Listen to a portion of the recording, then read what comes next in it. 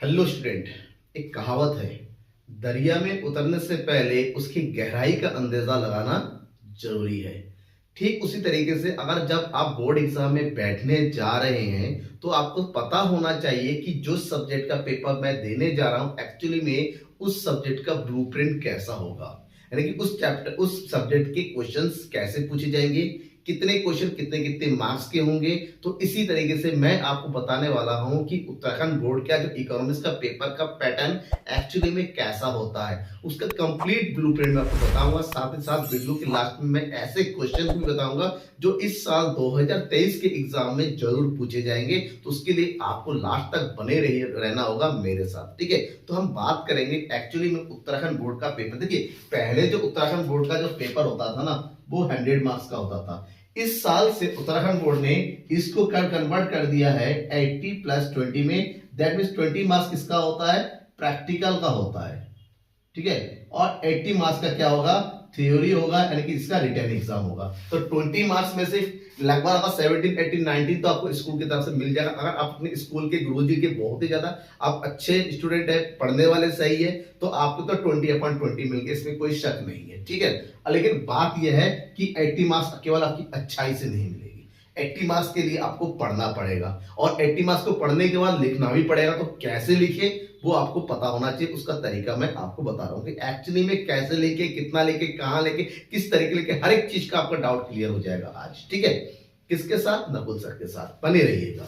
तो सबसे पहले हम बात करते हैं इकोनॉमिक्स का। जैसा कि मैंने बताया कि आपका जो मैक्सिमम मार्क्स रहने वाला है, ठीक है, मैक्सिमम मार्क्स जो रहने वाला आता है वो होता है 80 मार्क्स का पेपर होगा।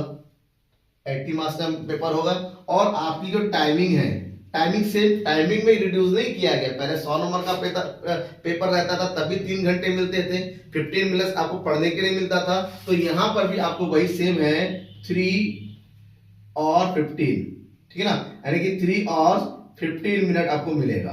15 मिनट किसके लिए होता है, 15 मिनट होता है क्वेश्चन पेपर को पढ़ने के समझने के लिए। उसके बाद 3 घंटे आपको केवल लिखना ही है, जो साल भर में पढ़ा है, ठीक है ना। अगर नहीं लिख पाए तो बेकार है कैरियर आपका, ठीक है। अब बात करते हैं कि टाइम ही हो गया, तो अब ये भी समझना होगा कि 3 घंटा 15 मिनट में पढ़ने के बाद 3 घंटा लिखेंगे तो नंबर ऑफ क्वेश्चंस कितने होंगे, यानी कितने क्वेश्चन के आंसर लिखने होंगे।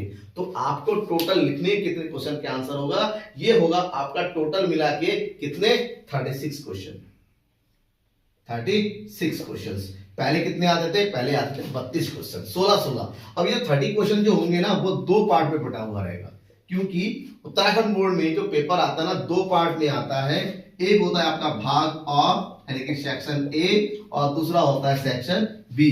सेक्शन ए जो होता है ना, ये होता है व्यष्टि अर्थशास्त्र का, व्यष्टि अर्थशास्त्र का पोर्शन होता है, यानी कि इस सेक्शन में सारे क्वेश्चन व्यष्टि अर्थशास्त्र के होंगे, जिसको इंग्लिश में बोलते हैं हम लोग क्या चीज, माइक्रो इकोनॉमिक्स।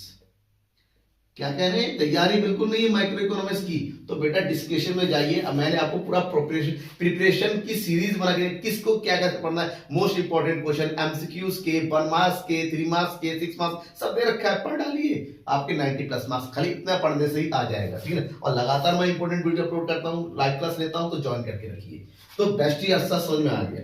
व्यष्टि अर्थशास्त्र के बाद जो सेक्शन बी होता है वो होता है आपका किस चीज का, समष्टि अर्थशास्त्र का।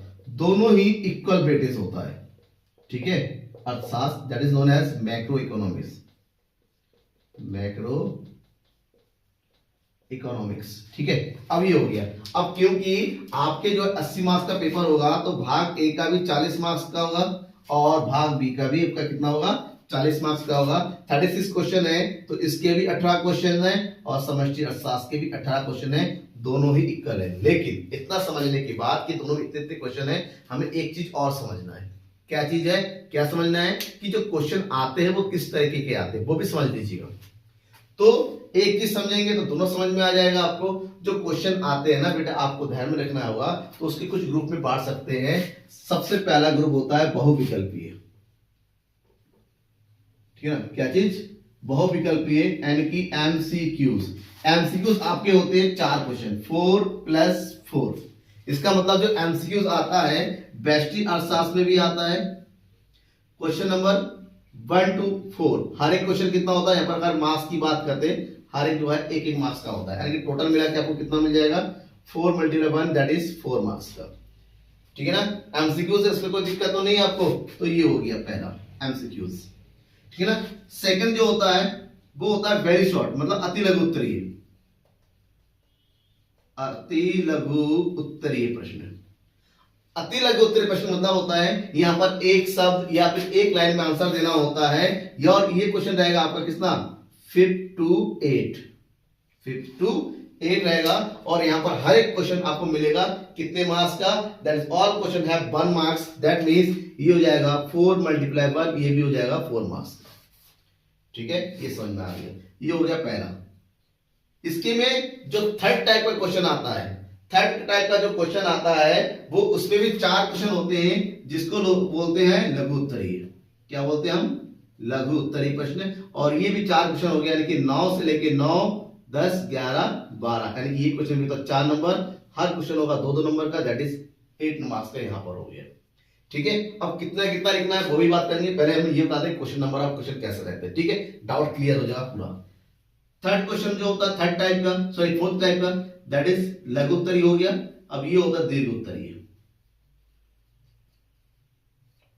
कौन सा उत्तरीय, दीर्घ, जिसको होता है लॉन्ग क्वेश्चन आंसर। और ये लॉन्ग जो क्वेश्चन होता है वो कितने होते हैं, ये क्वेश्चन होते हैं आपके पास 13 से लेके 13, 14 एंड 15, 13, 14, 15, यानी 3 क्वेश्चन होते हैं, और हर एक क्वेश्चन जो है आपका कितने मार्क्स का होता है, ये 3 क्वेश्चन होंगे, हर एक क्वेश्चन रहेगा 3 मार्क्स का, दिस वन 9 मार्क्स, यानी 3 नंबर के क्वेश्चन होंगे।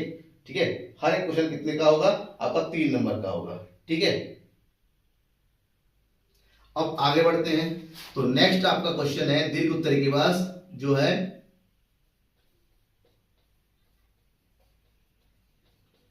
अति दीर्घ उत्तरीय प्रश्न। अति दीर्घ मतलब very long question answer type का। ठीक है, ये हो जाएगा, और ये हो जाएगा आपका कितना 15, 16, 17 और 18, और ये क्वेश्चन आपका आएगा 3 क्वेश्चन, हर एक क्वेश्चन 5 मार्क्स का, दैट इज टोटल मिला के 15, और ऐड कीजिए ये हो जाएगा 14 मार्क्स का। ठीक है, ये कंप्लीट पैटर्न है। 4 क्वेश्चन आपकी बेस्ट अर्थशास्त्र में कितने आएंगे, एमसीक्यूज के आएंगे, 4 क्वेश्चन 1 मार्क्स वाले आएंगे, मतलब एक नंबर, एक लाइन या फिर एक शब्द में लिखने वाले। लघु उत्तरीय क्वेश्चन वाले आएंगे 4, दीर्घ उत्तरीय आएंगे 3, और अति दीर्घ उत्तरीय आ जाएंगे आपके 2। ठीक है, समझ में आ गया। सेम पैटर्न आपका समष्टि अर्थशास्त्र का भी रहेगा। समष्टि अर्थशास्त्र की अगर जब बात करें तो आपका यहां पर भी सेम वही रहेगा। क्वेश्चन नंबर 19 से लेके क्वेश्चन नंबर 19, 20, 21 एंड 22, ये 4 क्वेश्चन आपके 1 मार्क्स के रहेंगे। ठीक है, उसके बाद सेकेंड आपका सेम वही 1 लाइन वाले क्वेश्चन होंगे। क्वेश्चन नंबर 22, 23, 24 एंड 25, ये क्वेश्चन होंगे आपके 4 क्वेश्चन 1 मार्क्स वाले होंगे, that is also for 4 marks. ठीक है, इतना ध्यान रखना, दैट इज 22 से हो जाएगा 26। नेक्स्ट 27, 28, 27, 28, 29 और 30, ये हो जाएंगे आपके 2 मार्क्स वाले, दैट इज 8। और उसके बाद हो जाएंगे आपके 31, 32, 33, ये हो जाएंगे आपके कितने 3 क्वेश्चन 3 मार्क्स वाले, और एट लास्ट हो जाएगा 34 से लेके 36, ये हो जाएगा आपके 5 मार्क्स वाले, 3 क्वेश्चन 5 मार्क्स वाले, दैट इज 15। ठीक है, ये कंप्लीट ब्लूप्रिंट है कि ऐसे ऐसे आएगा, लेकिन हमें एक चीज समझना होगा किस क्वेश्चन में कितना लिखेंगे फिर आपको कितना मार्क्स मिलेगा। ठीक है, जो एमसीक्यूज है वो तो टिक मार्क है। क्या है, टिक मार्क है, कि टिक मारेंगे और आपको आंसर मिल जाएगा। तो सेकंड टाइप का क्वेश्चन है, उसमें आपको क्या लिखना है, एक शब्द लिखना है या फिर एक वाक्य लिखना है, नहीं केवल उसका मीनिंग कंप्लीट कर देना है। समझ में आ गया, इसका मतलब ये हो जाएगा आपका, ये एक शब्द से लेके 10 शब्दों के बीच में आंसर देना है, लगभग जितना आंसर कंप्लीट हो जाए। जरूरी नहीं कि 10 शब्द हो जाए, 10 से 15 भी हो सकता है, आपका मीनिंग पूरा कंप्लीट होना चाहिए। ठीक है ना। थर्ड टाइप का जो क्वेश्चन होता है, जो लघु उत्तरीय क्वेश्चन होता है, यानी कि ये भी 1 मार्क्स वाला है, ये भी 1 मार्क्स वाला है। नेक्स्ट है इसका 2 मार्क्स वाला है, इसके आंसर आपको 20 से 25 शब्दों में देना है। कितना, 20 से 25 शब्दों में देना है। फोर्थ टाइप जो कि कितने मार्क्स का है, दैट इज 3 मार्क्स का है, इसके आंसर आपको 40 से 45 शब्द में देना है। और फिफ्थ वन जो आपका 5 मार्क्स का है, जिसको दीर्घ उत्तरीय प्रश्न होता है, इसके आंसर आपको लगभग 80 से 100 शब्दों के बीच में देना है। ये कंप्लीट पैटर्न हो गया उत्तराखंड बोर्ड में कि कहाँ पर कितना लिखना है। लेकिन इकोनॉमिक्स में जो शब्द सीमित होती है इसलिए बोलते हैं कि आपको बहुत ज्यादा एक्सप्लेन करने की जरूरत नहीं है।